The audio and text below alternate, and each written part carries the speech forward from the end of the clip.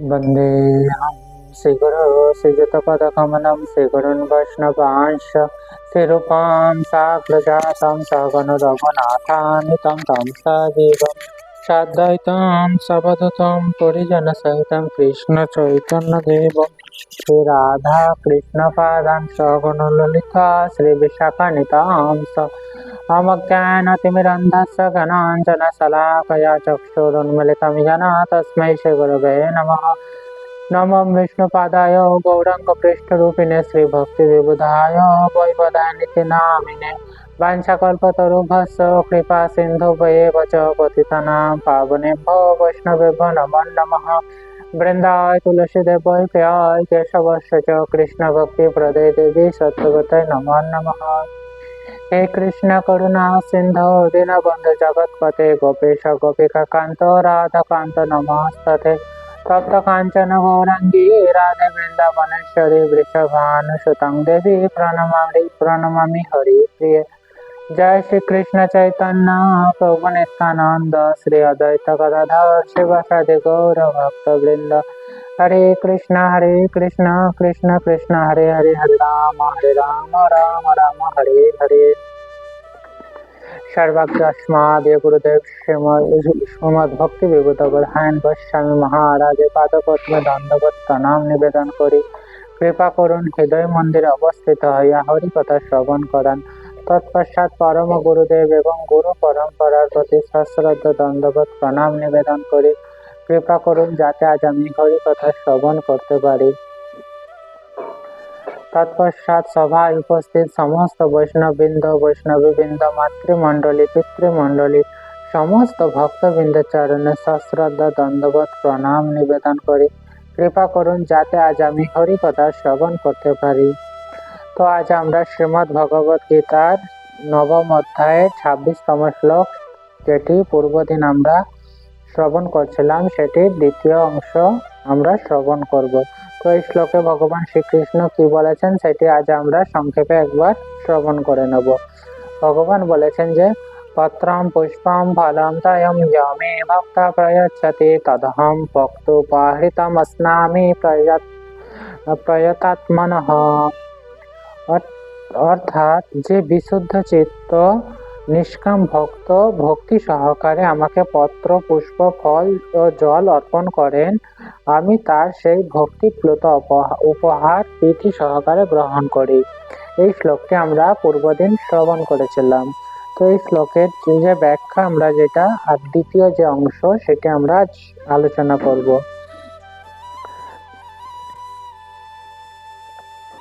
তো ভগবান শ্রীকৃষ্ণ পূর্বেই প্রতিপন্ন করেছেন যে তিনি হচ্ছে একমাত্র ভক্তা, অর্থাৎ যা কিছু এই জগতে রয়েছে একমাত্র তিনি হচ্ছে ভক্তা আর আমরা সমস্ত জীব হচ্ছি ভগবানের সেবক।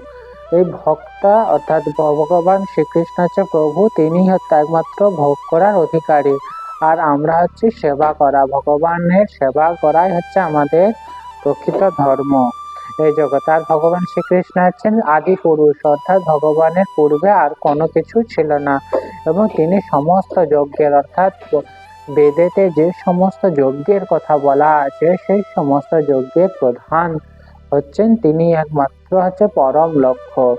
অর্থাৎ যে কোনো যজ্ঞ অনুষ্ঠান করা হয় তো সেই যজ্ঞানুষ্ঠান করার ফলে যজ্ঞান্তে ভগবান শ্রীকৃষ্ণকে যদি প্রাপ্তি লাভ করা যায় তাহলে সেই সমস্ত যজ্ঞ সার্থক হয়। এই কলিযুগে প্রধান অন্যতম যজ্ঞ হচ্ছে হরিনাম সংকীর্তন আর এই হরিনাম সংকীর্তন যতই করা যায় আমরা ততই ভগবান শ্রীকৃষ্ণের সান্নিধ্যে আমরা পৌঁছাতে পারি। এই শ্লোকে তিনি বলেছেন কি ধরনের যজ্ঞ তার প্রীতি উৎপাদন করে, অর্থাৎ এই যে যদি কেউ হৃদয় নির্মল করার জন্য এবং জীবনের পরম প্রয়োজন প্রেমময়ী ভগবত সেবা প্রাপ্ত হওয়ার জন্য ভক্তি যোগে নিয়োজিত হওয়ার অভিলাষী হয় তাহলে তাকে জানতে হবে ভগবান তার কাছে থেকে কি প্রত্যাশা করেন। অর্থাৎ কেউ যদি শুদ্ধ ভক্তি অনুশীলন করতে চায় তার জন্য কি প্রয়োজন, তার জন্য হচ্ছে ভগবান শ্রীকৃষ্ণ কি পছন্দ করে, কিরকম সেবা করলে ভগবান শ্রীকৃষ্ণ প্রীত হয় সেই সমস্ত জিনিস জানা অত্যন্ত প্রয়োজন আর সেটি হচ্ছে এই শ্লোকের মূল বিষয়। যিনি শ্রীকৃষ্ণকে ভালোবাসেন তিনি তাকে কেবল সেই জিনিসগুলি অর্পণ করবেন, অর্থাৎ ভগবান শ্রীকৃষ্ণের প্রতি যার ভক্তি রয়েছে তাকে কোন জিনিসগুলি নিবেদন করবে, যেগুলি ভগবান শ্রীকৃষ্ণ পছন্দ করে বা ভগবান শ্রীকৃষ্ণ যেগুলি অনুমোদিত করেছেন সেই সমস্ত জিনিসই একমাত্র অর্পণ করবে।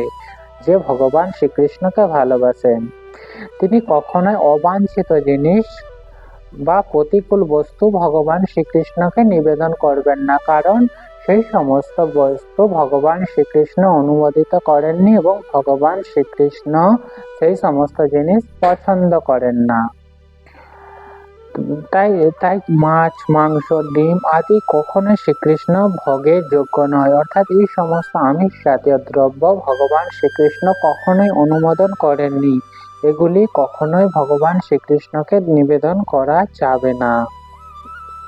কিন্তু তার পরিবর্তে তিনি বলেছেন পাতা, ফল, ফুল, জল আদি এই সমস্ত জিনিস কেউ যদি ভগবান শ্রীকৃষ্ণকে অর্পণ করেন তাহলে ভগবান শ্রীকৃষ্ণের সেই সমস্ত জিনিস অত্যন্ত প্রীতি সহকারে গ্রহণ করেন। এই প্রকার ভোগ সম্বন্ধে তিনি বলেছেন আমি সেগুলি গ্রহণ করব, অর্থাৎ কেউ যদি এই সমস্ত পত্রম পুষ্পম ফলম তয়ম এই সমস্ত জিনিস যদি ভগবান শ্রীকৃষ্ণকে যদি অর্পণ করা যায় ভগবান অবশ্যই এগুলি গ্রহণ করবে। তাই আমাদের বোঝা উচিত তিনি মাছ, মাংস, ডিম আদি কখনোই গ্রহণ করেন না। অন্যত্র শাক সবজি, অন্ন, ফল, দুধ, জল মানুষের উপযুক্ত আহার, এগুলি হচ্ছে একমাত্র প্রকৃত আহার যা মানুষ গ্রহণ করতে পারে। অন্যথায় যে সমস্ত আমিষ জাতীয় দ্রব্য যেগুলি নিষিদ্ধ সেগুলি হচ্ছে মানুষের প্রকৃত আহার নয়। ভগবান শ্রীকৃষ্ণ নিজেই সেটি বিধান দিয়ে গেছেন। এই সমস্ত সাত্ত্বিক সামগ্রী ব্যতীত আমরা যদি অন্য কিছু আহার করি, অর্থাৎ এই যেগুলি ভগবান শ্রীকৃষ্ণ বিধান দিয়ে গেছে এগুলি ব্যতীত আমরা অন্য কিছু যদি গ্রহণ করি তাহলে কি হবে, তবে শ্রীকৃষ্ণ নিবেদন করে তা কখনো প্রসাদ রূপে গ্রহণ করা যাবে না, অর্থাৎ সেগুলি নিবেদন কখনোই ভগবান শ্রীকৃষ্ণকে করা যাবে না এবং সেগুলি কখনোই পূর্ণ প্রসাদ হবে না। তার ফলে কি সেগুলি যদি আমরা গ্রহণ করে থাকি তাহলে আমরা পাপ ভক্ষণ করতে থাকব, কারণ এগুলি হচ্ছে এই সমস্ত জিনিস ভগবান শ্রীকৃষ্ণ গ্রহণ করেন না। অতএব যদি আমরা মাছ, মাংস আদি নিষিদ্ধ পদার্থ ভগবানকে অর্পণ করি তাহলে তা প্রেমময়ী ভগবত ভক্তির প্রতিকূল আচরণ করা হবে, অর্থাৎ ভগবত ভক্তি যে পন্থা তার বিরূপ আচরণ করা হবে।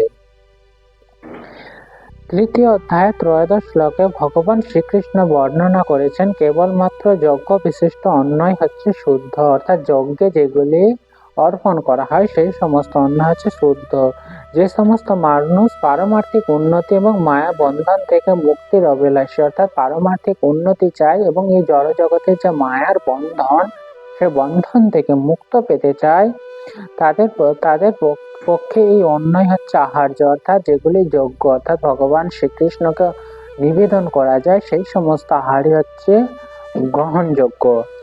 ভগবানকে উৎসর্গ না করে যারা খাদ্য গ্রহণ করে, অর্থাৎ ভগবানকে যারা নিবেদন না করে খাদ্য গ্রহণ করে থাকে, ভগবান এই শ্লোকে বলেছেন তারা পাপ ভক্ষণ করে থাকে, অর্থাৎ যা কিছু গ্রহণ করে যেগুলি ভগবান শ্রীকৃষ্ণকে নিবেদন করা হচ্ছে না সেই সমস্ত খাদ্য গ্রহণ করা মানে হচ্ছে পাপ ভক্ষণ করা। পক্ষান্তরে তারা প্রতিটি গ্রাসে তাদের মায়ার জালের বন্ধনে আবদ্ধ করে, যত তারা খেতে থাকবে এই সমস্ত জিনিস ততই তারা মায়ার যে বন্ধন সেই বন্ধনে আবর্তিত হতে থাকবে বা বন্ধনে আবদ্ধ হতে থাকবে।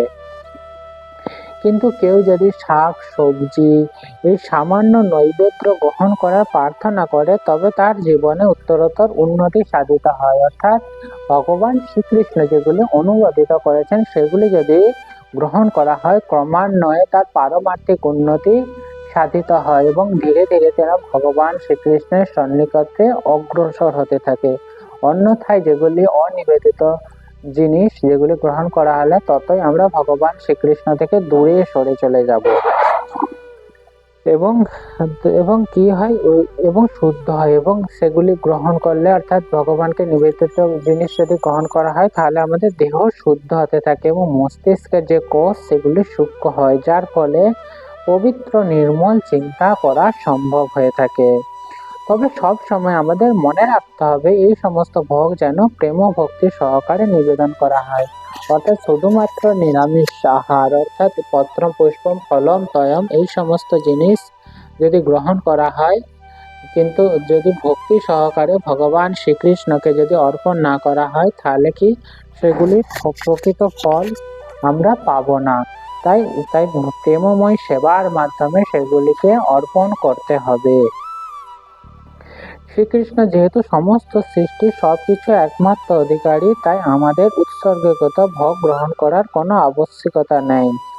কিন্তু তবু অর্থাৎ ভগবান শ্রীকৃষ্ণের কাছে সমস্ত কিছুই আছে, তাই আমরা যে ভগবানকে যেটি নিবেদন করছি সেটি গ্রহণ করার ভগবানের কোনো প্রয়োজনীয়তাই নাই, কারণ তার কাছে সমস্ত কিছুই রয়েছে। কিন্তু তিনি কেন গ্রহণ করেন? তিনি তার ভোগ তৈরি করা তখন কিন্তু তবু আমরা তাকে প্রীতি উৎপাদন করার জন্য তাকে নৈবেদ্য অর্পণ করে থাকি, অর্থাৎ ভগবান আমরা যখন নৈবেদ্য নিবেদন করি অত্যন্ত ভক্তি সহকারে তাতে ভগবান শ্রীকৃষ্ণ প্রীতি লাভ করে থাকে এবং প্রীতি লাভ করায় এবং এগুলি হচ্ছে ভগবান শ্রীকৃষ্ণ অবশ্যই গ্রহণ করে থাকে। তাই আমাদের ভক্তি সহকারে ভগবান শ্রীকৃষ্ণকে যা কিছুই আমরা গ্রহণ করব সেগুলি সেই সমস্ত নয়, সেগুলি প্রথমে ভগবানকে অর্পণ করা উচিত। আর ভোগ তৈরি করা এবং নিবেদন করার গুরুত্বপূর্ণ বিচার হচ্ছে তা করা উচিত শ্রীকৃষ্ণের প্রতি প্রেম ভক্তি সহকারে, অর্থাৎ প্রেম ভক্তি সহকারে এগুলি অর্পণ করা উচিত। নির্বিশেষবাদীরা অর্থাৎ যারা ভগবান শ্রীকৃষ্ণের আকার যে রয়েছে সব সচ্চিদানন্দ বিগ্রহ যে রয়েছে সেটি সম্পর্কে অবিশ্বাসী, তারা কি মনে করে?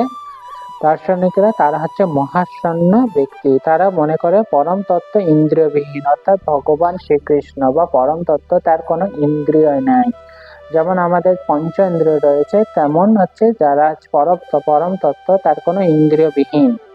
ভগবদ গীতার এই শ্লোক তাদের বোধগম্য হয় না, অর্থাৎ এই শ্লোকে যে ভগবান শ্রীকৃষ্ণ যে নিবেদিত বস্তু গ্রহণ করে এই যে শ্লোকে বলেছে এই শ্লোক তারা বুঝতে কখনোই পারেন না। যারা নির্বিশেষবাদী তাদের কাছে এটি কেবল রূপক অলংকার মতো, অর্থাৎ তারা রূপক হিসাবে এটি মনে করে, অথবা তারাই গীতার প্রবক্তা শ্রীকৃষ্ণকে একজন সাধারণ মানুষ বলে মনে করে। তারা শ্রীকৃষ্ণ যে ভগবান শ্রীকৃষ্ণ স্বয়ং ভগবান সেটি তারা মেনে নিতে চায় না, তারা সাধারণ মানুষ বলে তারা ব্যাখ্যা করতে থাকে। কিন্তু যথার্থ সত্য হচ্ছে পরমেশ্বর ভগবান শ্রীকৃষ্ণ দিব্য ইন্দ্রিয় সম্পন্ন, অর্থাৎ আমাদের যে পঞ্চ ইন্দ্রিয় রয়েছে ভগবান শ্রীকৃষ্ণের ইন্দ্রিয় আমাদের ইন্দ্রিয় থেকে সম্পূর্ণ পৃথক, তার ইন্দ্রিয় হচ্ছে দিব্য ইন্দ্রিয় সম্পন্ন। তিনি হচ্ছে প্রতিটা ইন্দ্রিয়ের মাধ্যমেই প্রতিটা কাজই সম্পন্ন করতে পারে।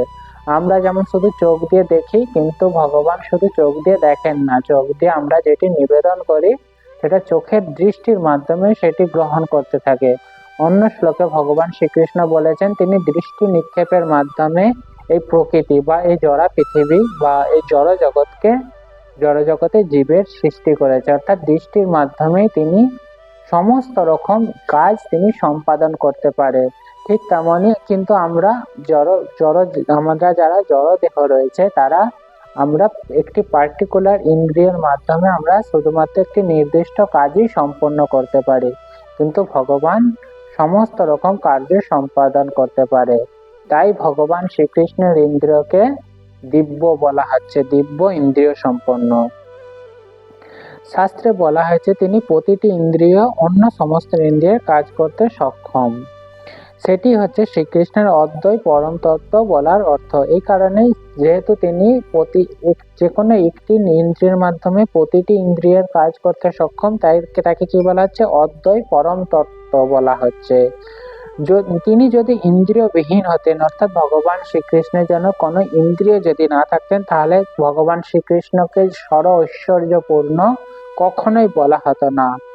সপ্তম অধ্যায়ে শ্রীকৃষ্ণ বলেছেন কি তিনি দৃষ্টিপাতের মাধ্যমে, অর্থাৎ তিনি যখন এই প্রকৃতিতে দৃষ্টি দিচ্ছে তখন প্রকৃতির গর্ভে জীবেদের প্রেরণ করেন, অর্থাৎ দৃষ্টির মাধ্যমে তিনি প্রযোজন কাজও সম্পন্ন করছে, সৃষ্টির কাজ করছে শুধুমাত্র দৃষ্টির মাধ্যমে। তেমনি ভোগ অর্পণ করলে ভক্ত যখন প্রেমময়ী প্রার্থনার দ্বারা, অর্থাৎ ভক্ত যখন অত্যন্ত প্রেম ভক্তি সহকারে প্রার্থনা করে যে ভগবান শ্রীকৃষ্ণ যাতে এটি গ্রহণ করেন, তখন কি ভগবানকে নিবেদন করেন, ভগবান তখন তা শুনতে পান। অর্থাৎ যখনই ভক্ত অত্যন্ত ভক্তি সহকারে প্রার্থনা করেন তখন ভগবান সেটি অবশ্যই শুনতে পান। তখন তিনি তা শোনার পর কি করেন, তিনি তা গ্রহণ করেন। আমাদের মনে রাখা উচিত তিনি হচ্ছেন পরম তত্ত্ব, তাই তার শ্রবণ করা, ভজন করা, স্বাদ আস্বাদন করা, অর্থাৎ আমরা যেমন শুধু কান দিয়ে শ্রবণ, জিহ্বা দিয়ে ভজন বা মুখ দিয়ে ভজন বা জিহ্বা দিয়ে স্বাদ আস্বাদন করতে পারি, কিন্তু কি বলছেন এখানে, তার মধ্যে কোনো পার্থক্য নাই, অর্থাৎ তার যে সমস্ত কিছু ইন্দ্রিয় দিয়ে এই সমস্ত শ্রবণ করা, ভজন করা, স্বাদ করা করতে পারে। ভক্তই কেবল ভগবান শ্রীকৃষ্ণের বর্ণনা অনুসারে ভগবানের স্বরূপ উপলব্ধি করতে থাকেন, অর্থাৎ এই ভগবত গীতাতে ভগবান শ্রীকৃষ্ণ যেভাবে ব্যাখ্যা করেছেন সেটি একমাত্র ভক্তরাই বুঝতে পারবে। যারা নির্বিশেষবাদী বা যারা নাস্তিক ব্যক্তি, তারা ভগবান শ্রীকৃষ্ণের এই যে নৈবেদ্য গ্রহণের পন্থা ভগবান শ্রীকৃষ্ণ বলেছেন সেটি বুঝতে পারবেন না। শুধুমাত্র যারা ভক্ত তারাই হচ্ছে এই ভগবান শ্রীকৃষ্ণ যেটি ব্যাখ্যা করেছেন সেটি বুঝতে সামর্থ্য। অর্থাৎ তিনি ভগবানের বর্ণনা কদর্থ করেন না, অর্থাৎ ভগবান শ্রীকৃষ্ণ যেটি বলেছেন সেটি অত্যন্ত গুরুত্ব সহকারে ভাবে, অর্থাৎ কি এমন হতে পারে তার এখন ভাবনার বাইরে, কিন্তু তিনি তার যে ভগবান শ্রীকৃষ্ণ যেহেতু বলেছেন সেটিকে কদর্থ করেন না, অর্থাৎ তার যদি বিচার শক্তির বাইরেও যদি ভগবান শ্রীকৃষ্ণ কিছু বলে থাকেন সেটিও তাকে অত্যন্ত সম্মানের সঙ্গে গ্রহণ করেন এবং সেটি বোঝার চেষ্টা করে থাকেন। তাই তিনি জানেন যে অদ্বৈ পরম তত্ত্ব ভোগ আহার করেন, অর্থাৎ ভগবান যেহেতু বলেছেন গ্রহণ করেন, তাই ভক্তরা অবশ্যই বিশ্বাস করে যে তিনি অবশ্যই গ্রহণ করেন। তার ফলে তিনি আনন্দ উপভোগ করেন, অর্থাৎ গ্রহণ করার ফলে কি একদিকে ভগবান শ্রীকৃষ্ণ অত্যন্ত আনন্দিত হয় এবং ভক্ত অত্যন্ত আনন্দিত হয়, কারণ তিনি ভগবান শ্রীকৃষ্ণকে নিবেদন করেছেন এবং ভগবান শ্রীকৃষ্ণ সেটি গ্রহণ করেছেন। তাহলে কি হলো, একদিকে ভক্ত অত্যন্ত আনন্দিত হলো, অন্যদিকে ভগবান শ্রীকৃষ্ণ অত্যন্ত প্রীতি লাভ করলো। তো এখানে শ্রীমদ্ ভগবদ গীতার বিশ্রাম। এরপর আমরা শ্রীমদ্ ভগবদ গীতার যে মাহাত্ম্য সেটি আমরা শ্রবণ করব।